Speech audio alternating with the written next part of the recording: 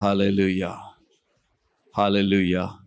खुदावंद यीशु मसीह के अजीम बाबरकत नाम में आप सबको सलाम। Hallelujah, praise God, hallelujah. आए कलाम मुकद्दस में से अपनी रहनुमाई के लिए तिलावत करेंगे नए अहदनामे में से। Praise, hallelujah, hallelujah. मुकद्दस मत्ती रसूल की मारिफत लिखी गई इंजील, इसका 27वां बाब 57वीं आयत से शुरू करेंगे और 28वें बाब की 10वीं आयत तक हम पढ़ेंगे। मुकद्दस मत्ती रसूल की मारिफत लिखी गई इंजील, इसका 27वां बाब 57वीं आयत से 28वें बाब की 10वीं आयत तक। खुदावंद के जिंदगी बख्श पाक कलाम में यूं मरकूम है, जब शाम हुई तो यूसुफ नाम अरमितिया का एक दौलतमंद आदमी आया जो खुद भी यीशु का शागिर्द था। उसने पिलातुस के पास जाकर यीशु की लाश मांगी और पिलातुस ने दे देने का हुक्म दिया। और यूसुफ ने लाश को लेकर साफ महीन चादर में लपेटा और अपनी नई कब्र में जो उसने चट्टान में खुदवाई थी रखा। फिर वो एक बड़ा पत्थर कब्र के मुंह पर लुढ़का कर चला गया और मरियम मगदलीनी और दूसरी मरियम वहां कब्र के सामने खड़ी बैठी थी। दूसरे दिन जो तैयारी के बाद का दिन था, सरदार काहीनों और फरीसियों ने पिलातुस के पास जमा होकर कहा, खुदावंद, हमें याद है कि उस धोखेबाज ने जीते जी कहा था, मैं 3 दिन के बाद जी उठूंगा। बस हुक्म दे कि तीसरे दिन तक कब्र की निगहबानी की जाए, कहीं ऐसा ना हो कि उसके शागिर्द आकर उसे चुरा ले जाएं और लोगों से कह दें कि वो मुर्दों में से जी उठा और ये पिछला धोखा पहले से भी बुरा हो। पिलातुस ने उनसे कहा, तुम्हारे पास पहरे वाले हैं, जाओ जहां तक तुमसे हो सके उसकी निगहबानी करो। बस वो पहरे वालों को साथ लेकर गए और पत्थर पर मोहर करके कब्र की निगहबानी की। और सब्त के बाद हफ्ते के पहले दिन पो फटते वक्त मरियम मगदलीनी और दूसरी मरियम कब्र को देखने आईं। और देखो, एक बड़ा भूचाल आया, क्योंकि खुदावंद का फरिश्ता आसमान से उतरा और पास आकर पत्थर को लुढ़का दिया और उस पर बैठ गया। उसकी सूरत बिजली की मानिंद थी और उसकी पोशाक बर्फ की मानिंद सफेद थी। और उसके डर से निगहबान कांप उठे और मुर्दा से हो गए। फरिश्ते ने औरतों से कहा, तुम न डरो, क्योंकि मैं जानता हूं कि तुम यीशु को ढूंढती हो जो मसलूब हुआ था।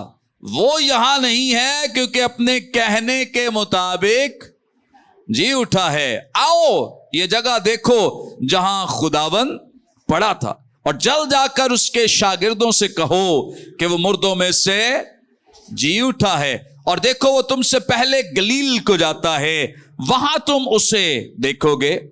देखो, मैंने तुमसे कह दिया है। और वो खौफ और बड़ी खुशी के साथ कब्र से जल्द रवाना होकर उसके शागिर्दों को खबर देने दौड़ी। और देखो, यीशु उनसे मिला और उसने कहा, सलाम। उन्होंने पास आकर उसके कदम पकड़े और उससे सिजदा किया।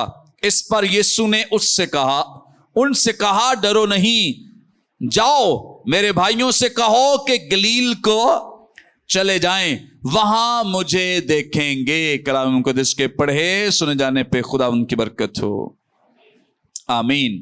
Praise God, hallelujah. कलाम मुकद्दस का यह हिस्सा जो भी हमारे सामने तिलावत किया गया है, खुदावंद यीशु मसीह की तदफीन से लेकर खुदावंद यीशु मसीह के मुर्दों में से जी उठने तक के वाकयात को बयान कर रहा है। उसके बाद क्या हुआ ये भी कलाम बयान करता है कि मुर्दों में से जी उठने के बाद क्या क्या वाकयात रूनुमा हुए। लेकिन आज चूंकि हम मुख्तसरन तौर पे सीखेंगे। सिर्फ तदफीन से लेकर मसीह के मुर्दों में से जी उठने के ताल्लुक से 57वीं आयत में लिखा है, जब शाम हुई तो यूसुफ नाम, जब खुदावंद यीशु मसीह ने अपनी जान दे दी तो उसके बाद 3 बजे खुदावंद यीशु मसीह ने अपनी जान दी। जैसे जुमे के रोज खुदावंद यीशु मसीह सुबह 9 बजे सलीब पे हैंग किए गए, सूली पर उन्हें लटका दिया गया। और उसके बाद खुदा का कलाम हमारी रहनुमाई करता है, हमारी मदद करता है कि 3 बजे खुदावंद यीशु मसीह ने अपनी जान दे दी। और उसके बाद कहा जाता है कि ये 3 से 4 बजे का वक्त है जब यूसुफ अरमितिया का रहने वाला जो है ये जाकर तो पिलातुस से लाश की रिक्वेस्ट करता है, लाश तलब करता है कि मुझे लाश दे दी जाए। रूमी कानून नहीं था कि वो किसी को मसलूब करें और उसकी लाश दे दें। ये उनके यहां कानून नहीं था कि वो किसी को मसलूब करें, सलीब पे हैंग कर दें और उसको इस तरह से मारें तो उसके बाद उसकी लाश जो है वो वारिस जो उनके तमाम लोग हैं, खानदान के लोग हैं, उनके हवाले कर दे। पॉसिबल नहीं, मुमकिन नहीं है। क्यों? क्योंकि वो उस शख्स को जिसको भी मसलूब करते उसे इबरत का निशान बनाना चाहते थे।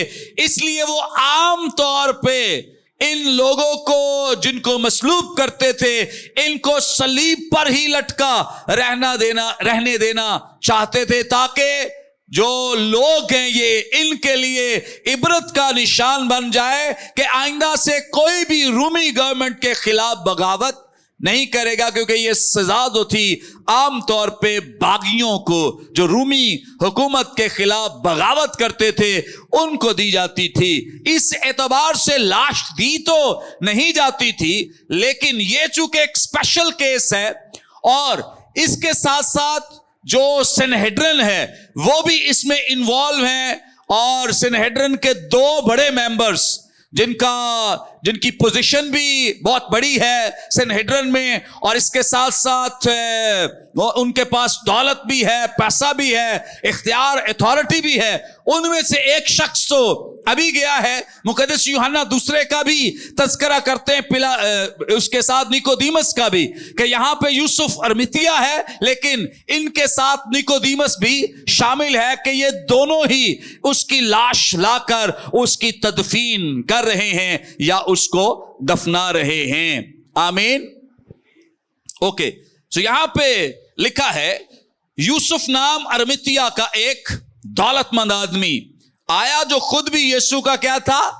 शागिर्द था। ये अगरचे सनहेड्रिन का मेंबर है, यानी जो यहूदी एक ग्रुप है जो 70 बुजुर्गों का, कुछ लोग 71 मानते हैं, कुछ 70, लेकिन दोनों ही दुरुस्त हैं, कोई गलत नहीं है। क्योंकि कुछ का अकीदा यह है कि शायद जो इनका हेड है वो 71वां है, कुछ का अकीदा यह है कि शायद कुल मिलाकर ही ये 70 हैं। ये वो ग्रुप है जो मर्द खुदा बुजुर्ग मूसा के वसीले से कायम हुआ था और स्टिल अब तक ये हमें दिखाई देता नजर आता है, जिसे सदर अदालत के तौर पे बयान किया गया है उर्दू बाइबल में, और इसी तरह से सनहेड्रिन के नाम से जाना और पहचाना जाता है। इनमें से एक शख्स यूसुफ अरमितिया बड़ा दौलतमंद है, वो आया है। पिलातुस खुद भी बड़ा हैरान है, कभी कहते हैं मसलूब कर दे, अब कहते हैं कि उसकी लाश दे दे, तो वो भी कंफ्यूज है। लेकिन क्या करे, वो खुद भी मजबूर है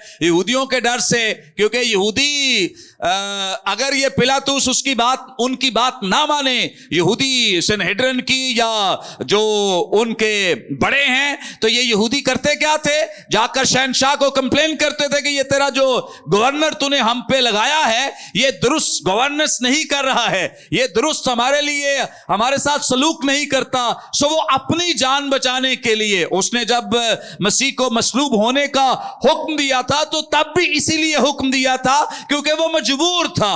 उसे पता था कि यीशु मसीह बेगुनाह है, लेकिन मजबूर इस लिहाज से है कि अगर मैंने इनकी बात ना मानी तो होगा क्या कि ये जाकर मेरी शिकायत लगाएंगे और हो सकता है कि जो शहंशाह है वो मुझे इससे, मेरी जो जॉब है इससे हटा दे। तो इस एतबार से ये लोग जो थे ये कंफ्यूज थे और इस एतबार से पिलातुस जो है वो इनको इजाजत दे देता है। अब कलाम में लिखा है 58वीं आयत में कि उसने पिलातुस के पास जाकर यीशु की लाश मांगी। यीशु की क्या मांगी? लाश मांगी। और पिलातुस ने दे देने का हुक्म दिया। यह दूसरा हुक्म है। पहला उसने हुक्म दिया था कि इसको क्या कर दो? मसलूब कर दो। इसको क्या कर दो? मसलूब कर दो। दूसरा हुक्म क्या दिया कि इसकी लाश दे दो। यह दूसरा हुक्म है जो पिलातुस की जानिब से दिया गया है। उसने 58वीं आयत, उसने पिलातुस के पास जाकर यीशु की लाश मांगी और पिलातुस ने दे देने का हुक्म दिया। अब लिखा है और यूसुफ ने लाश लेकर साफ महीन चादर में उसे लपेटा। क्या किया? उसे लपेटा है। यह तदफीन का तरीकेकार है। अब मुकद्दस मत्ती रसूल ने इसको मुख्तसर बयान किया है क्योंकि जो यहूदी रवायत है इसके मुताबिक लाश को पहले, इससे पहले कि उसको दफन किया जाए, दफनाया जाए, ये उसको गुस्ल देते हैं और गुस्ल देने के बाद ये इन कपड़ों में लपेटते हैं। इस लिहाज से ये जो लाश है उसकी रिस्पेक्ट करते, ऑनर करते हैं। अब बहुत सारे लोग ख्याल करते हैं कि शायद यूसुफ अरमितिया ने, यानी जो अरमितिया का रहने वाला है, इसने शायद खुद ही सारे काम किए हैं, लेकिन ये तो कर ही नहीं सकता। क्यों नहीं कर सकता है? पहली बात यह है कि ये दिन कौन से चल रहे थे? कौन से दिन चल रहे थे? ईद फसा के, शाबाश। कौन से दिन चल रहे थे? ईद फसा के दिन चल रहे। और ईद फसा के दिनों में सेनहेड्रिन का कोई मेंबर लाश को हाथ नहीं लगा सकता है। क्यों? क्योंकि वो क्या हो जाएंगे? नापाक हो जाएंगे। कलाम इस बात की तस्दीक करता है। सो इस एतबार से कहा जाता है कि उसने खुद नहीं बल्कि उसके बहुत सारे नौकर चाकर थे। वो एक अमीर आदमी था, दौलतमंद शख्स था और उसके बहुत सारे मुलाजमीन थे। उन मुलाजमीन ने ये सारा काम किया, लेकिन उसने खुद इसमें काम नहीं किया। ना कोई दीगर लोग यहूदी खास तौर पे जो सेनहेड्रिन के मेंबर हैं उन्होंने बजाते खुद उसको हाथ नहीं लगाया, क्योंकि वो इस ख्याल से कि कहीं वो नापाक ना हो जाएं। लेकिन चूंकि अब रिप्रेजेंटेटिव जो है, जो इनका नुमाइंदा है सब लोगों का, वो चूंकि इस वक्त जो हमें दिखाई देता है वो यूसुफ अरमितिया है, इसलिए मुकद्दस मत्ती रसूल ने उसी का नाम लिखा है कि यूसुफ अरमितिया ने ये सारा काम किया है, अगरचे उसने ये काम करवाया है। ऐसा ही होता है आमतौर पे हमारे यहां भी। अगर कोई अमीर आदमी कोई काम कराता है तो नाम किसका लगता है? मजदूरों का तो नहीं कोई नाम लेता। किसका नाम लिया जाता है कि फलां शख्स ने यह काम किया है, अगरचे उसने नहीं किया, उसका पैसा लगा है, उसकी अथॉरिटी इस्तेमाल हुई है, उसकी मैन पावर इस्तेमाल हुई है, लेकिन नाम या क्रेडिट जो है वो उसी को दिया जाएगा। यहां पर भी ऐसा ही है। यूसुफ अरमितिया को पूरा क्रेडिट दिया जा रहा है। और ये बड़ी जो लाश मांगना है, ये बड़ी जुर्रत का काम था। ये बड़ी जुर्रत का काम था, क्योंकि मैंने बयान किया है कि रूमी इस तरह से इजाजत नहीं देते थे किसी को लाश वापस करने के लिए, लेकिन इसने बड़ी जुर्रत का काम किया है, बड़ी दलेरी का काम किया है कि ये खुद गया है पिलातुस के पास लाश मांगने के लिए। आगे खुदा का कलाम हमारी रहनुमाई करता है। 60वीं आयत में लिखा है और अपनी नई कब्र में जो उसने चट्टान में खुदवाई थी रखा। अब जो कब्रें हैं ये मुख्तलिफ किस्म की होती थी। अमीर आदमियों की अलग होती थी और गरीब आदमी की अलग होती थी। गरीब आदमी शहर से दूर अपने मुर्दों को दफनाते थे, और जो हमारे यहाँ भी कैटेगरी बनी हुई है, आपको पता है गरीब आदमी कहाँ दफना देते हैं, अमीर कहाँ लेके जाते हैं। उस वक्त भी ऐसा ही था। जो अमीर आदमी है वो हमेशा शहर के करीब अपनी कब्र खुदवाते थे, लेकिन गरीब आदमी के लिए जहां उसे जगह मिले दूर दराज, वो वहां पर अपनी कब्र जो थे वो खुदवा लेते थे। और ये आज भी जो वेस्टर्न कल्चर है उसमें इसके लिए लोग अपना इंतजाम करते हैं मरने से पहले। अपनी कब्र, अपने मरने के बाद के जो तमाम अखराजात हैं उनके लिए बहुत सारे ऐसे फंड्स बने हुए हैं जहां पे वो पैसा जमा कराते हैं, ताकि जब कभी किसी की डेथ हो जाए तो वो किसी से पैसे ना मांगने पड़े उसके लिए, जगह खरीदने के लिए या दीगर इंतजामात के लिए। सो ये जो कानून लिया गया है ये भी दरअसल बाइबल मुकद्दस से लिया गया है कि लोग मरने से पहले अपना इंतजाम कर ले। और ये एक रियलिटी, हकीकत है। आज हमारे यहां कोई ऐसा कहे तो लोग माइंड करते हैं, लो जी पहले ही मरंदियां गला करन डे ने।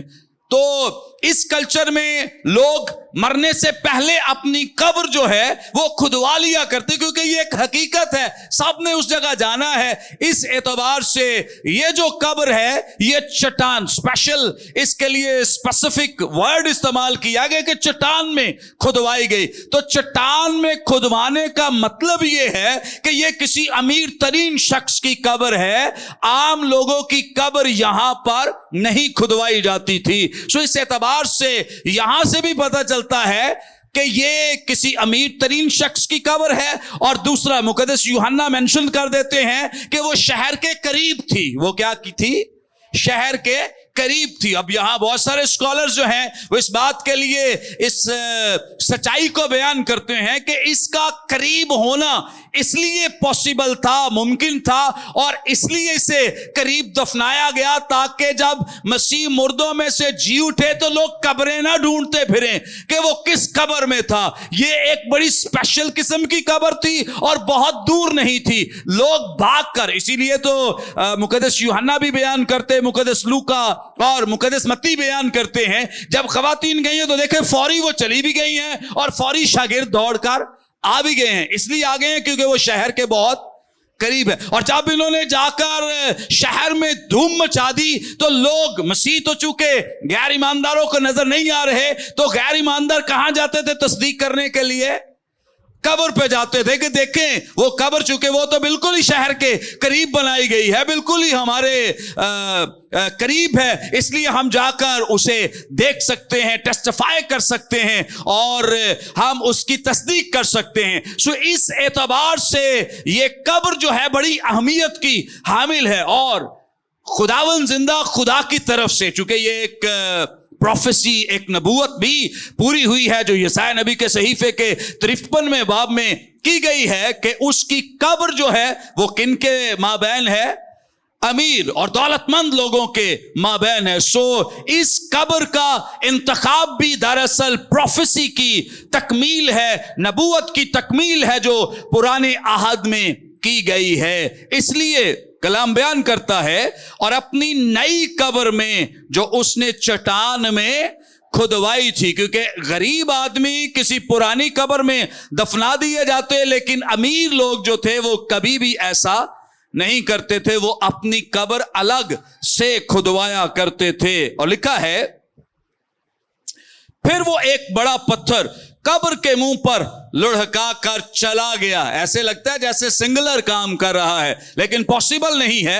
ये जो पत्थर इस कब्र पे रखा गया, कहा जाता है कि इसकी लंबाई जो है, जैसे ऐसे ये कब्र में रखते हैं मुर्दे को, तो बहुत सारी कैटेगरीज थी मुर्दों को दफनाने के लिए, और कुछ ऐसी भी कैटेगरीज थी जहां ऐसे लोगों को ऐसे समझे के लटा दिया जाता था। ऐसे भी एक कब्र का तरीकेकार था, कुछ ऐसे कब्र बनाई जाती थी, मुख्तलिफ तरीके थे। लेकिन जब यीशु मसीह की कब्र, या जो यूसुफ अरमितिया के लिए खुदवाई गई कब्र है, इसके लिए कहा जाता है कि इसकी लंबाई जो है तकरीबन 6 से 7 फुट लंबाई है, और इसकी जो चौड़ाई, जहां से वो अंदर देख सकते हैं, यह कहा जाता है कि 2 से 3 फीट इसकी चौड़ाई है। सो आप अगर मुकद्दस यूहन्ना रसूल की मारिफत लिखे गए इंजीली बयान को देखो तो वहां लिखा है कि उन्होंने झांका, अंदर कब्र के झांका, देखा। तो इसका मतलब है कि ऐसे कोई बहुत बड़ा भी दरवाजा नहीं था, लेकिन इतनी स्पेस थी कि जहां से 2 या 3 फीट जो है ये खुला था दरवाजा, और वो अंदर झांक सकते थे, देख सकते सकते थे। सो इस एतबार से समझें कि यहां पर 6 से 7 फीट इसकी लंबाई और 2 से 3 फीट इसकी चौड़ाई है। इतना बड़ा पत्थर, और कहा जाता है कि यह तकरीबन 1.5 से 2 टन इसका वजन है। अगर किलोग्राम्स में देखा जाए तो तकरीबन 2000 किलोग्राम, जो कि एक आदमी के लिए उठाना पॉसिबल नहीं है, मुमकिन नहीं है। सो इस एतबार से हम इस बात के लिए बहुत श्योर हैं और बहुत यकीन से कह सकते हैं कि यह काम यूसुफ अरमितिया ने अकेले नहीं किया, बल्कि उसके साथ और बहुत सारे उसके मुलाजमीन होंगे, उसके दोस्त अहबाब होंगे जिन्होंने उसकी हेल्प और उसकी मदद की है। लेकिन उसने अकेले यह काम नहीं किया, क्योंकि इस पत्थर को लुढ़काना किसी आम या एक आदमी के बस की बात नहीं है। अब जो पत्थर इस चट्टान पे रखा जाता था, समझे कैसे स्लोप होती थी, ढलान सी होती थी कि आगे से जैसे ये आप देख रहे हैं, और मैं इसको और अगर आसान करूं तो ये इसका सिरा है जहां पे पत्थर है, और आगे जो कबर है उसको थोड़ा सा ऐसे तिरछा करके, ताकि जब इस पत्थर को ऐसे किया जाए तो वो आराम से जाके कब्र के मुंह पर लग जाए, फिक्स हो जाए। मतलब इसको धक्का देना है और ये आराम से जाके अपनी जगह पे फिक्स हो जाएगा। वहां चट्टान का मुंह जो है वो बंद हो जाएगा। और ये चट्टान के अंदर कब्र बनाने का एक और पर्पस, मकसद ये है कि यहां जल जो है वो कीड़ा ना लगे और बॉडी जो है वो जल खराब ना हो। और इसके बाद इस के मुंह को बंद करना इसलिए जरूरी होता था क्योंकि जो जानवर या जंगली दरिंदे जो हैं वो बहुत दफा आके तो कब्रों की बेहुरमती करते, लाश की बेहुरमती करते। तो इस एतबार से कब्र के मुंह को बंद कर दिया जाता था ताकि किसी भी लिहाज से किसी लाश की बेहुरमती ना हो सके। तो इस एतबार से यहां पर कलाम बयान करता है कि भारी पत्थर है, बड़ा पत्थर है, जो उसके मुंह पर लुढ़का दिया गया है, लगा दिया गया है। 61वीं आयत में जिक्र है, और मरियम मगदलीनी और दूसरी मरियम वहां कब्र के सामने बैठी थी। इन्हीं का तस्करा आगे 28वें बाब की पहली आयत में मुकद्दस मत्ती रसूल कर रहे हैं कि जब खुदावंद यीशु मसीह की कब्र को ये देखने के लिए आई, फिर भी इन्हीं 2 खवातीन का तस्करा किया जा रहा है। दरअसल ये इसलिए यहां मौजूद हैं ताकि वो देखें कि हमारे खुदावंद को कहां पे ये दफना रहे हैं। उन्होंने अपनी रसूमात का काम मुकम्मल करना है, उसका काम अधूरा रह गया है, क्योंकि सब्बत शुरू होने से पहले इन्होंने क्या करना था? मसीह को दफन करना। सब्बत कितने बजे शुरू होना था? 6 बजे। अब 3 से 4 के दरमियान समझें यूसुफ अरमितिया जो हैं वो गए हैं रिक्वेस्ट करने के लिए, वहां से लाश ली है और लाश लेकर उन्होंने गुस्ल दिया है और उसके बाद खुशबुएं लगाकर उसको दफनाया है। और ये कोशिश है उनकी और सख्ती से वो इस पे अमल कर रहे हैं कि ये सारा काम कितने बजे से पहले हो जाए? 6 बजे से पहले हो जाए। सो इसलिए कुछ काम अधूरे रह गए हैं, जैसे खुशबुओं का, और ये बाद में भी लगाने आए हैं। और अभी हम आगे इसका और भी तज़किरा पढ़ेंगे खुशबू के ताल्लुक से। 62वीं आयत में लिखा है, दूसरे दिन जो तैयारी के बाद का दिन था। अब ये दिन तो बनता है सेबत का। कौन सा? सेबत का। लेकिन कैसी हैरानी की बात है कि मुकद्दस मत्ती जो हैं वो इस तरह से बयान नहीं कर रहे हैं कि ये सेबत का दिन है। हाँ भी नौजवान, कौन तैयार है जगह देने के लिए? ओके, उठ जाओ भाई, छोटे बच्चे अगर आगे आ सकते हैं जो।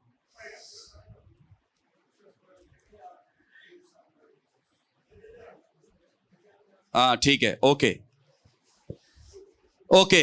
62वीं आयत में लिखा है, कोई बात नहीं, हम दुआ कर रहे हैं और आप भी दुआ करें, फंड रेजिंग भी कर रहे हैं, दुआ करें जल्द फंड रेज हो और ये जो जगह है जल्दी हम इसे साथ मिला सकें ताकि ये जो दिक्कत है ये आइंदा ना हो। Thank you, God bless you. Okay, 62वीं आयत में क्या लिखा है? दूसरे दिन अब जब तदफीन हुई है वो कौन सा दिन है? हाँ जी, कौन सा दिन है? बोले जुमे का दिन है। तो इतने क्यों आहिस्ता बोलते? कौन सा दिन है जब तदफीन हुई है? जुमे का दिन। अब जुमे के दिन के बाद की रुदात जो है उसे बयान कर रहे हैं। क्या लिखा है? दूसरे दिन, जो तैयारी के बाद का दिन। तैयारी का दिन कौन सा है? जुमे का। और जुमे के बाद यानी तैयारी के बाद का दिन जो है वो दरअसल सब्त है। लेकिन अब यहां कोई ऐसा नहीं है कि मुकद्दस मत्ती रसूल ने कोई शायद ये जो बात की है तैयारी के दिन के बाद का जो दिन है, दरअसल ये कोई मतलब इत्तफाकी एक्सीडेंटल नहीं है।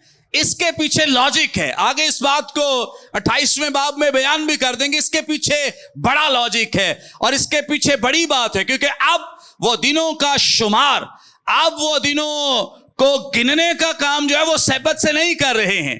अब वो दरअसल किससे कर रहे हैं? मसीह के मरने से, कि किस दिन मसीह मुआ है और किस दिन उसने अपनी जान दी है और किस दिन उसकी तदफीन हुई। आगे मैं इसकी वजाहत थोड़ी सी कर दूंगा। लिखा है 62वीं आयत में, दूसरे दिन जो तैयारी के बाद का दिन। ये कौन सा दिन बना? सब्त का दिन। बाद का दिन है। सरदार काहीनों और फरीसियों ने किसके पास गए हैं? पिलातुस के पास। किसके पास गए हैं? पिलातुस के पास। और जवाज ही नहीं है कोई भी कि सरदार काहीन हो और इनके बाकी जो साथी हैं, फरीसी हो, सदूकी हो या कोई भी हो, कोई जवाज नहीं बनता है कि ईद फसा के दिन चल रहे हैं और ये पिलातुस के पास, जिसका ताल्लुक गैर कौम से है, जिसका ताल्लुक किसके साथ है, और फिर इनको तो चलने की भी इजाजत नहीं है सब्त के दिन। इतने ज्यादा मतलब 100 कदमों से ज्यादा चल नहीं सकते। अच्छा, इन्होंने बड़ी अपने बनाए हुए कवानीन की हुक्मदुली की है कि एक तो सब्त के दिन ये गैर कौम के शख्स के पास गए हैं, बहुत बड़ा जुर्म किया है। यही तो इल्जाम खुदावंद यीशु मसीह पर लगाते थे कि ये जो गुनहगार हैं, महसूल लेने वाले हैं, उनके साथ खाता पीता है। और आज जो इल्जाम ये यीशु मसीह पर लगाया करते थे, आज इन्होंने वो काम सब्त वाले दिन कर दिया है कि वो सब्त वाले दिन कहां गए हैं? पिलातुस के पास। तो पिलातुस के पास जाना, वो भी सब्त वाले दिन, हैरानी की। इसीलिए अगर आपको याद हो, जब खुदावंद यीशु मसीह का जब ट्रायल चल रहा था, तो पिलातुस करता क्या था? वो बात करने के लिए इनके पास आता था, क्योंकि ये आगे नहीं जाते थे, आगे पिलातुस की अदालत में नहीं जाते थे कि ये गैर कौमों की हद है और ईद फसाद चल रही है और हम क्या हो जाएंगे? नापाक हो जाएंगे। इसलिए पिलातुस बेचारे को खुद ये कष्ट करना पड़ता था और ये जो जिम्मेदारी है इसको निभाना पड़ता था कि वो पहले अंदर जाता, फिर इनके पास बाहर आता, फिर इनकी बात सुनता, फिर अंदर जाता, क्योंकि ये अंदर नहीं जाते थे। इल्जाम लगा रहे थे लेकिन कहते अंदर नहीं जाना, अंदर क्या हो जाएंगे? हम नापाक हो जाएंगे। सो आज इन्होंने अपने बनाए हुए कवानीन को तोड़ दिया है कि आज ये खुद निकले हैं पिलातुस के पास जाने के लिए कि हम पिलातुस के पास जाकर उससे ये बात करेंगे। बात क्या करनी है? आज इनके लिए सबसे बड़ी जो बात बनी हुई है, वो इन्हें डर है, खौफ है कि कहीं जो मसीह है, चूंकि उसने ये बात कही थी कि मैं तीसरे दिन मुर्दों में से जी उठूंगा। अच्छा, शागिर्दों को याद नहीं है, वो छुपे हुए हैं, शागिर्दों को याद नहीं है, लेकिन यीशु मसीह के जो दुश्मन बने हुए हैं उनको ये बात याद है। वो आकर पिलातुस से कहते हैं कि उस धोखेबाज ने कहा था। अब हैरानी की बात यह है कि यहां पिलातुस को खुदावंद कहकर पुकार रहे हैं। देखे जरा मेरे साथ, 63वीं आयत में लिखा है, खुदावंद। हमें याद है कि उस धोखेबाज ने जीते जी कहा था, मैं 3 दिन के बाद जी उठूंगा। इन्हें ये बात तो याद है, लेकिन उन्हें ये नहीं है पता कि मसीह जी भी उठेगा। वो समझते हैं कि वो हमें धोखा देंगे। लोग जो उसके शागिर्द हैं वो क्या करेंगे, हमें धोखा। पहली बात यहां पे जो बड़ी खूबसूरत और खुशाइंद है, ये फकीह फरीसी और सरदार काहन मसीह के मरने की तस्दीक कर रहे हैं कि मसीह मुआ है। आमीन। गैर अक़वाम के सामने भी जाकर और गैर कौम के लोग भी इस बात की तस्दीक कर रहे हैं कि मसीह मुआ है। ये वो लोग हैं जिन्होंने उसका ट्रायल चलाया था, ये वो लोग हैं जिन्होंने उसको पेशियों पर बुलाया था, और ये वो लोग हैं जिन्होंने उस पर मुकदमा चलवाया था। आज वो लोग शहादत दे रहे हैं कि वो मर तो गया है, लेकिन हमें खौफ ये है, डर ये है कि उसके शागिर्द उस धोखेबाज ने, यानी खुदावंद यीशु मसीह के ताल्लुक से कह रहे हैं, उसे चूंकि आपको पता है ये बहुत बड़े बड़े इल्जामात लगाते थे। कभी उसे कहते थे कि ये सामरी है, मतलब उसे गालियां देते थे सामरी कहकर, और भी बहुत बड़े, कभी उसे कहते थे कि इसमें बलजबूल है, बदरू है इसके अंदर। सो इस एतबार से आज उसे धोखेबाज कह रहे हैं, तो इसका कोई बड़ी बात इसमें हमें नजर नहीं आती, क्योंकि वो तो पहले भी उस पर इल्जामात लगाते या उसे मुख्तलिफ तरीके से टॉर्चर करते रहे हैं। अब इस जगह पर वो पिलातुस को खुदावंद कह रहे हैं, द लॉर्ड कह रहे हैं, जबकि खुदावंद यीशु मसीह को क्या कह रहे हैं? असल जो हकीकी खुदावंद है उसको ये धोखेबाज कह रहे हैं, और एक गैर कौम के शख्स को अपना खुदावंद मान रहे हैं। ये इनका बहुत बड़ा जो मुनाफिकाना एटीट्यूड, रवैया हमें नजर आ रहा है कि कितने बड़े ये मुनाफिक हैं और रियाकार हैं, और किस कदर ये मुनाफिकत से भरे हुए हैं। इन्हें सब कुछ पता है, लेकिन इसके बावजूद वो खुदावंद यीशु मसीह को क्या कह रहे हैं? धोखेबाज। आगे लिखा है, बस हुक्म दे। अब तीसरे हुक्म का मुतालबा किया जा रहा है। पिलातुस, मैंने बयान किया कि वो एक थाली का बैंगन है, वो डर रहा है, खाइफ है, उसके पास अथॉरिटी तो है, लेकिन अपनी सीट से उसे बहुत प्यार है, अपनी पोजीशन से उसे बहुत प्यार है। पहले उसने इनके कहने पे उसे मसलूब कर दिया, फिर इनके कहने से लाश दे दी। अब तीसरा हुक्म भी कहते हैं कि ये भी हुक्म दे दे। वो हुक्म क्या दे दे? बस हुक्म दे के तीसरे दिन तक, किस दिन तक? तीसरे दिन तक कब्र की निगहबानी की जाए। अब हैरान होते होंगे लोग जो पढ़ते हैं या इसको समझते नहीं हैं। ऊपर वो कह रहे हैं कि इसने कहा था कि मैं 3 दिन के बाद जी उठूंगा। हुक्म दे के किस दिन तक? कहना तो चाहिए था ना, अगर आज लोग समझते हैं तो कहना तो चाहिए था कि चौथे दिन तक हुक्म दे, यानी 3 दिन तक। तो उसने कहा है कि मैं 3 दिन के बाद जी उठूंगा, तो हमारे कल्चर के मुताबिक तो उसे उन्हें कहना चाहिए था कि चौथे दिन तक की इजाजत है, लेकिन वो कह रहे हैं कि कब तक? तीसरे दिन तक हुक्म दे।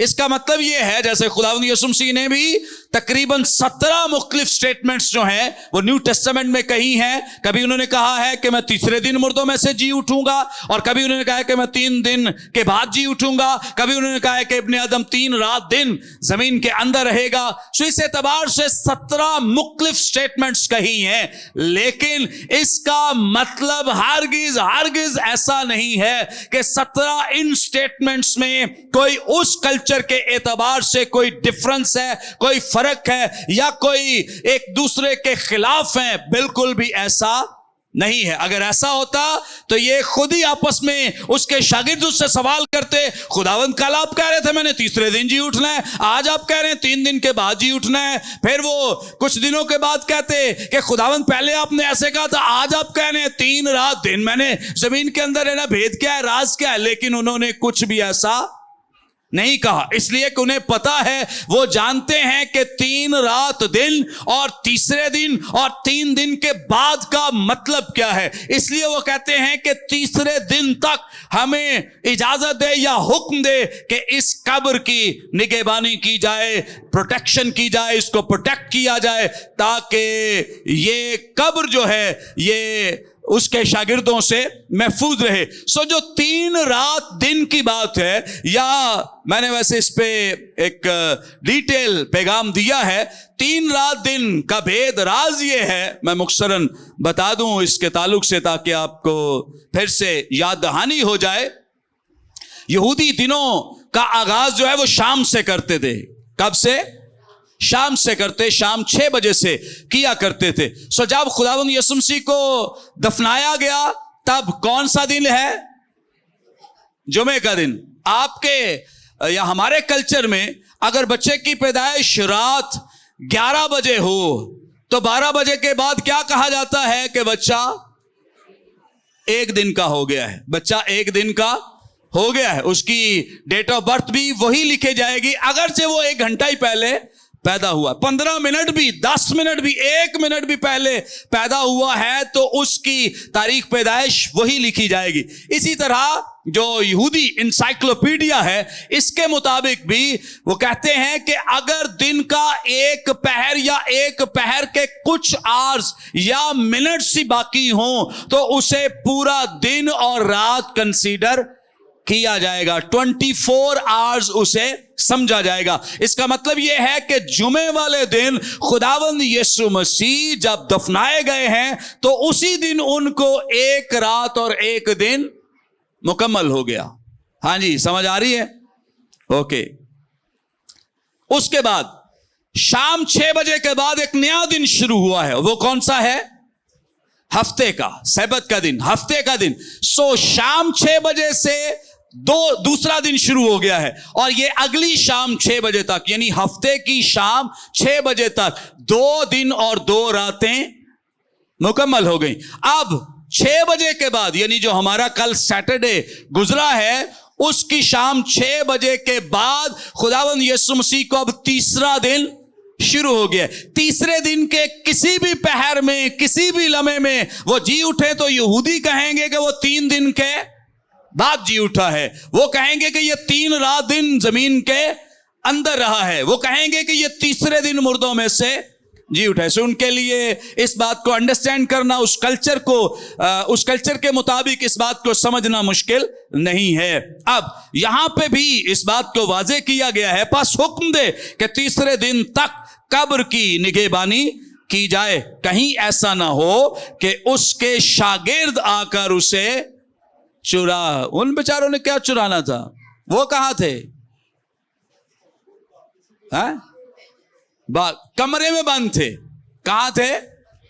कमरे में ऐसे बंद थे, लॉक किया हुआ है, ताला लगाया हुआ है। और यीशु मसीह जब उनके पास गए हैं तो बंद दरवाजे, खिड़कियां बंद, कोई रास्ता नहीं है, लेकिन फिर भी यीशु मसीह उनके पास चले गए। हालेलुया। अब हैरानी की बात यह है कि ये इल्जाम लगा रहे हैं जो सरदार काहिन और फरीसी हैं कि कहीं ऐसा ना हो कि उसके शागिर्द आए और क्या करें, उसको चुरा ले जाएं और कह दें कि वो मुर्दों में से जी उठा है, और ये पिछला धोखा पहले से भी बड़ा हो। क्या मतलब है इसका?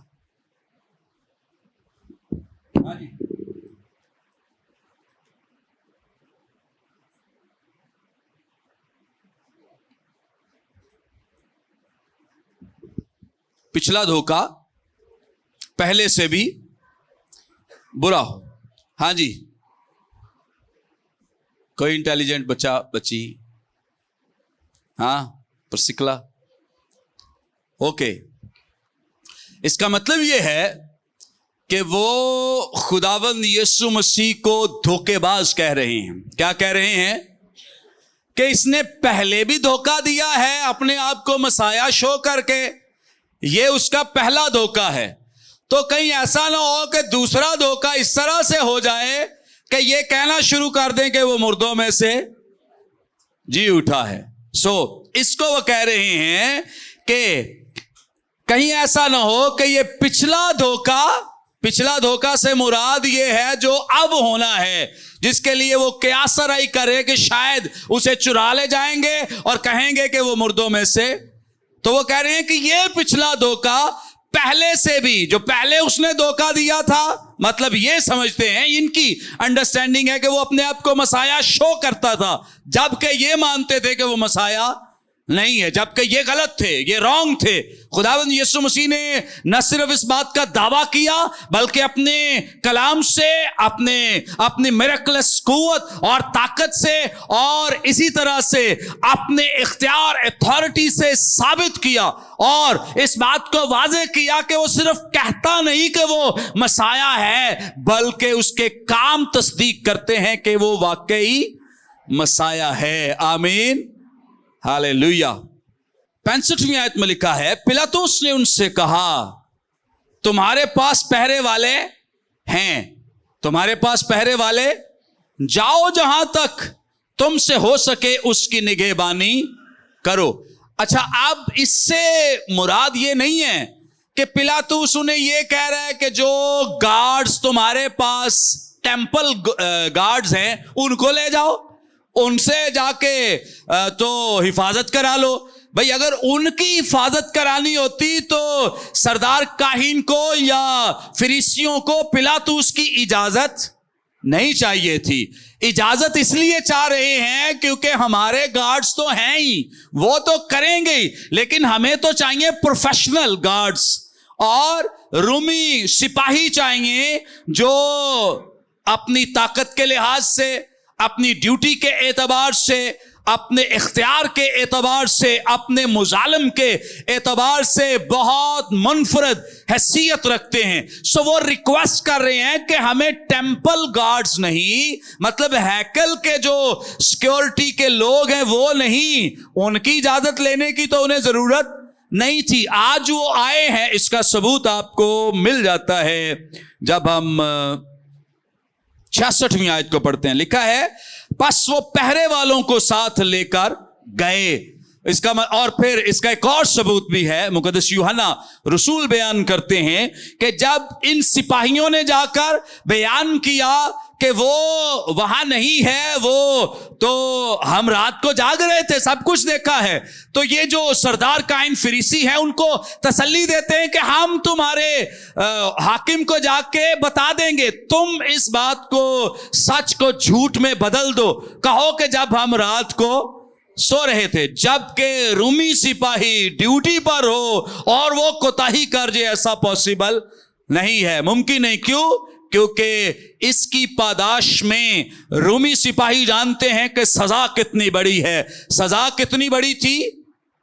सजाए मौत। आपको याद होगा जब पौलुस और सिलास कैद खाने में थे और दुआ कर रहे और हम के गीत गा रहे थे, तो उस वक्त जब कैद खाने की नींव हिली और सब जो कैदी हैं वो बाहर निकले हैं, तो जो दरोगा है उसने क्या किया? अपने आप को मार डालना चाहा, कत्ल कर देना चाहा। क्यों? क्योंकि उसे पता है कि अगर कैदी भाग गए हैं तो उसके बाद भी मुझे क्या मिलनी है? मौत ही मिलनी है, या मेरे लिए यही फैसला होना है। सो उसने क्या किया कि उसने खुद अपनी मौत ले लेने का फैसला किया। जब मुकद्दस पौलुस ने वहां पे इंटरवीन किया, मुदाखलत की कि ऐसा ना कर, हम सब यहां हैं, तो अपने आप को ना मार। और चूंकि ये जो कल्चर था, ये शेम एंड ऑनर कल्चर था, इज्जत और बेइज्जती का कल्चर था, जैसे हमारे यहां भी आप जानते हैं, ये नाक कट जाएगी, देगना बनाई तो नाक कट गई, ये नहीं पहनूंगी तो नाक कट जाएगी, वो नहीं पहनूंगा तो नाक कट जाएगी, मैं ऐसा नहीं लगूंगा तो नाक कट जाएगी। सो ये जो शेम एंड ऑनर कल्चर अब है, इज्जत बेइज्जती का सवाल, ओ मेरी बेइज्जती का सवाल है, ओ मेरी इज्जत का सवाल है। तो ये कल्चर उस वक्त भी आम था। सो ये जो रूमी सिपाही थे, इनके लिए शेम एंड ऑनर कल्चर में अपनी ऑनर, इज्जत बचाना जो है ये बहुत अहम था, और इसके लिए ये अपनी जान दे देते थे ताकि कभी इन पर ये इल्जाम ना आए कि इस बंदे ने अपनी जॉब में कोई कोताही की है। वो उससे पहले अपने आप को मार लिया करते थे या अपने आप को खुद से फांसी दे लिया करते थे। इसीलिए दरोगा ने चाहा कि वो अपने आप को क्या कर ले, मार ले, ताकि बाद में चूंकि इल्जाम भी लगना है कि इसके होते हुए कैदी भाग गए, मेरी बड़ी बेइज्जती होगी, इंसल्ट होगी। सो उससे पहले कि मेरी बेइज्जती हो, इंसल्ट हो, मैं अपने आप को क्या कर लेता हूं, मार लेता हूं। सो इस एतबार से जब ये जो सिपाही हैं, इन्होंने जाके सरदार काइनो को इन्फॉर्म किया, बताया कि भाई जिस पर हमारा पहरा लगाया था या जिसके लिए तुम सिफारिश पे हमें लेकर आए थे, वो वहां नहीं है, वो कब्र में नहीं है। वो इस बात की तस्दीक कर रहे हैं कि पहले तो वो कब्र में था, उस पर सील लगी थी, मोहर लगी थी, उस कब्र का दरवाजा भी बंद किया गया था, एक भारी पत्थर वहां रखा था, लेकिन आज जब हमने देखा है तो वो वहां पर नहीं है, वो वहां, तो कहते हैं कि कोई बात नहीं, वहां नहीं है, ये बात जाकर किसी को ना बताना। ये जो तालीम है कि किसी को ना बताना कि वो मुर्दों में से जी उठा है या वो कब्र में नहीं है, शागिर्द भी नहीं आए, कोई भी नहीं आया, उसके बावजूद कब्र खाली है, तो ये बात किसी को ना बताना। ये धोखा आज तक इब्लीस बहुत सारे लोगों को दे रहा है, बहुत सारे लोगों को गुमराह कर रहा है, जो आज भी कहते हैं कि मसीह मसलूब नहीं हुआ, जो आज भी कहते हैं कि मसीह मरा नहीं है, दफन नहीं हुआ, या मसीह मुर्दों में से जी नहीं उठा। तो याद रखें, इसकी रूट्स उस वक्त से जारी हैं, चल रही हैं, जब से इब्लीस ने इन सिपाहियों को ये झूठ सिखाया था, और वो इकरार करते हैं कि ये झूठ है, और वो मानते हैं कि तुम ये बात ना बताना, लेकिन जो हम तुम्हें बता रहे हैं इसके एवज पैसे देते, लालच देते, और साथ उन्हें कहते हैं कि हुक्मरान को हम बता देंगे कि ऐसा नहीं हुआ था, सच्चाई बता देंगे, हुक्मरान को तुम्हारी जान बच जाएगी, लेकिन लोगों को जाके तुमने सच्चाई नहीं बतानी। इसका मतलब यह है कि जितने लोग आज भी इस बात के लिए कोई भी तालीम फैला रहे हैं कि मसीह मुआ नहीं है, दफन नहीं हुआ या जी नहीं उठा है, तो इसका मतलब है कि ये वही झूठ है जो उस वक्त फैलाया गया था। सच्चाई क्या है, हकीकत क्या है? जो यहाँ पे रूमी सिपाही जो हैं वो वाशगाफ अल्फाज में जाकर फरीसियों और इनके साथ सरदार काहिनों और सनहेड्रिन के सामने बयान कर रहे हैं कि जिस पे तुमने हमें पहरे के लिए बुलाया था वो आज कब्र में मौजूद नहीं है। हालेलुया। सच्चाई यह है कि उसकी कब्र खाली है, झूठ यह है कि जाकर बताओ कि उसके शागिर्द आए थे, वो चुरा के ले गए, हम सो रहे थे। ये क्या था? झूठ था। ये क्या था? झूठ था। सच्चाई कुछ और थी। आगे बढ़ेंगे। लिखा पिलातुस ने उनसे कहा तुम्हारे पास पहरे वाले हैं, जाओ जहां तक तुमसे हो सके उसकी क्या करो, निगहबानी करो। बस वो पहरे वालों को साथ लेकर गए और पत्थर पर क्या कर दी? मोहर करके कब्र की निगहबानी की। ये आम सिक्योरिटी भी खड़ी हो सकती थी, वैसे भी खड़े होते तो सिक्योरिटी रहनी थी, लेकिन अब इन्होंने कब्र के लिए दोहरा काम किया है, डबल सिक्योरिटी लगाई है। पहली सिक्योरिटी ये है कि गार्ड्स खड़े हैं, और सेकेंडरी ये है या दूसरी जो एक और सिक्योरिटी है वो ये है कि कब्र को क्या कर दिया है? उसको सील कर दिया है, मोहर लगा दी है। सील जैसे अगर आप आज भी देखें तो पोस्ट ऑफिसेज में कुछ लेटर्स को बंद करके उनके ऊपर क्या कर दी जाती है? सील लगा दी जाती है, मोहर कर दी जाती है। अगर कोई खोले तो आम बंदे को भी पता चलता है कि ये सील जो है, ये जो इम्तहानात होते हैं, एग्जाम्स होते हैं, उस वक्त भी जो उनके अंदर पेपर्स होते हैं, उसके बाहर जो वो एक थैला सा होता है, उसके ऊपर भी बोर्ड जो है, जो मुख्तलिफ बोर्ड्स हैं हमारे यहाँ, वो अपनी एक सील लगा देते हैं, मोहर लगा देते हैं। इसका मतलब ये है कि ये जो अथॉरिटेटिव लोग हैं उनके अलावा कोई और शख्स इसे खोल नहीं सकता। अगर खुल जाए तो कहते हैं पेपर आउट हो गया, खुल जाए तो क्या कहते हैं, पेपर आउट हो गया। सो इसका मतलब यह है कि स्टैंप, मोहर जो है या सील जो है वो आज भी काम कर रही है, और इसकी एक जो हल्की सी झलक आज हमें नजर आती है, लेकिन रूमी हुकूमत में असल इसका हमें जो इसकी हकीकत है, रियलिटी है, वो नजर आती है कि वहां ऐसा नहीं है कि पेपर आउट हो गया, छोटी सी सजा है। नहीं,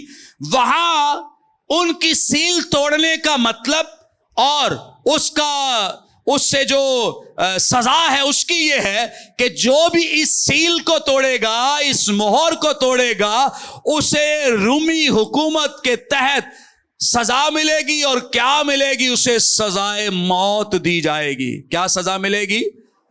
सजाए मौत। क्यों? क्योंकि इसने रूमी गवर्नमेंट को चैलेंज किया है। जिसने भी इस सील को तोड़ा है, इसने क्या किया है? रूमी गवर्नमेंट को चैलेंज किया है। इसलिए ये लोग जो हैं ये इस सील का बहुत लिहाज करते थे, खाइफ थे, डरते थे। इसलिए उन्होंने सिर्फ पहरे वालों पे इक्तफा नहीं किया, सिर्फ उनको अपने लिए काफी नहीं समझा है। उन्होंने ये सोचा है कि ये शायद इनको कोई मार दे, गिरा दे, लेकिन जो रूमी सील है इसको कोई चैलेंज नहीं है, या इसको कोई हटा नहीं सकता, तोड़ नहीं सकता, या इसको कोई क्रॉस नहीं कर सकता। इसलिए पहरे वालों के साथ क्या किया? सील भी लगा दी या सील कर दिया। अब कलाम बयान करता है, और सब्त के बाद, सब्त के ये सारा जो काम कब हो रहा था? सब्त वाले दिन। अब कलाम बयान करता है सब्त के बाद हफ्ते के पहले दिन, सब्त के बाद हफ्ते के पहले दिन। अच्छा, ये लिटररी मीनिंग इसका नहीं है कि सब्त गुजर जाने के बाद, बल्कि इसका मतलब दरअसल सब्त से जुड़ी हुई तमाम रसूमात की कंप्लीशन, मुकम्मल, कामलियत, होलनेस भी है कि सब्त से जुड़े हुए तमाम कवानीन की कंप्लीशन के बाद आज न सिर्फ खुदावंद यीशु मसीह मुर्दों में से जी उठे, बल्कि इसके साथ खुदावंद यीशु मसीह ने जो एक बड़ा और जलाली काम किया है कि उसने गुज़श्ता उन तमाम रिचुअल्स को, उन तमाम रसूमात को भी आज मुकम्मल कर दिया है। अब इसीलिए जो मसीही हैं वो हफ्ते को सब्त का दिन, क्योंकि कलाम बयान करता है कि उसके मुकम्मल होने के बाद उसको कंप्लीट कर दिया है, मसीह ने मुकम्मल कर दिया है। और जो इतवार का दिन है, ये सब्त का दिन, सब्त का दिन नहीं है। इतवार का दिन सब्त का दिन नहीं है, क्योंकि यहां बयान किया जा रहा है कि वो जो सब्त की रिचुअल्स थी, अभी इसका आराम तो बाकी है, इब्रानियों का मुसन्निफ बयान करता है, लेकिन यहां पे उसकी रिचुअल्स, रसूमात का तज़किरा है कि उनको मसीह ने मुकम्मल कर दिया। जैसे चार्ल्स स्पर्जन जो प्रिंस ऑफ प्रीचर्स हैं, उनके मुताबिक उनका एक बयान है कि यहां एक अहद का इख्तिताम हुआ है और दूसरा अहद शुरू हुआ है। एक का इख्तिताम है और दूसरे का आगाज है, दूसरे की शुरुआत है। सो यहां पर जो खुदावंद यीशु मसीह ने मुर्दों में से जी उठने के बाद एक नए बाब का आगाज किया है कि उसने तमाम गुज़श्ता रसूमात को, रिचुअल्स को और तमाम कुर्बानियों को पाए तकमील तक पहुंचा दिया है। हालेलुया। ओके, लिखा है, और सब्त के बाद हफ्ते के पहले दिन पो फटते वक्त मरियम मगदलीनी और दूसरी मरियम कब्र को देखने आई। ये वही शहादत है जो हमें पीछे नजर आती है कि जब तदफीन हो रही थी तो कौन कौन खड़ी थी? मरियम और मरियम मगदलीनी। अब वही यहां पे दोबारा से खड़ी हैं। अब लिखा है, देखो, एक बड़ा भूचाल आया क्योंकि खुदावंद का फरिश्ता आसमान। अब जो भंचाल है ये खुदावंद यीशु मसीह के जान देने के वक्त भी और जी उठने के वक्त भी आया। दो बातें जाहिर हो रही हैं। पहली बात, जो भंचाल है ये आसमानी मुदाखलत को जाहिर करता है कि अब आसमानी मुदाखलत, भंचाल जब भी आएगा तो किसकी मुदाखलत होती है?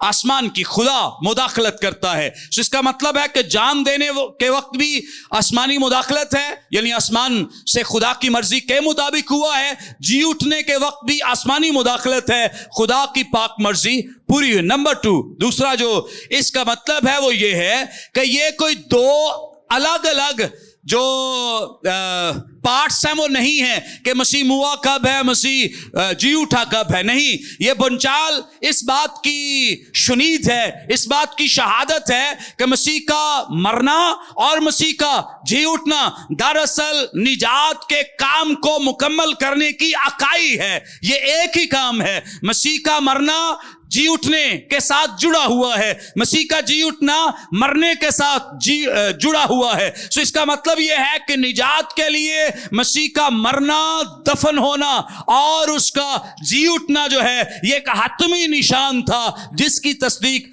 आज आसमान से कर दी गई है। भंचाल आया है, फरिश्ता दिखाई दिया है और उसकी सूरत बयान की गई है।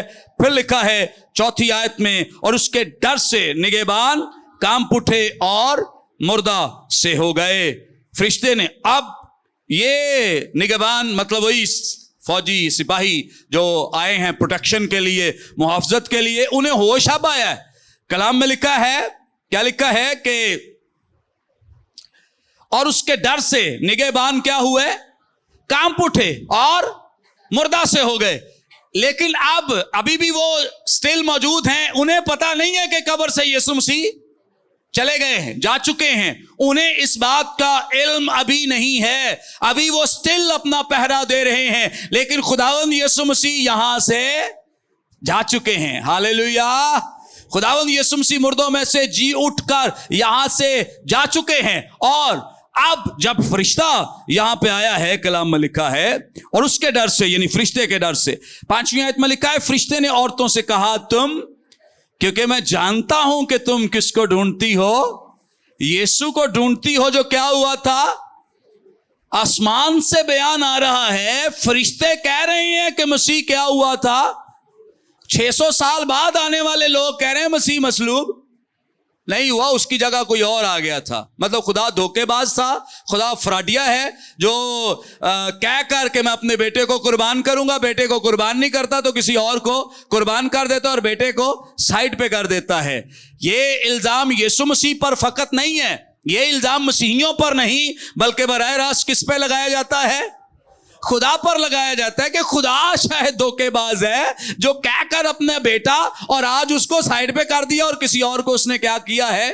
जबकि खुदा का कलाम इस बात की तस्दीक कर रहा है, रूमी सिपाही इस बात की शहादत देते, सरदार काहिन इस बात की शहादत देते, सनहेड्रिन इस बात की शहादत देती, पिलातूस सूबेदार इसकी शहादत देता। सूबेदार ने जब देखा तो कहता ये वाकई खुदा का क्या है?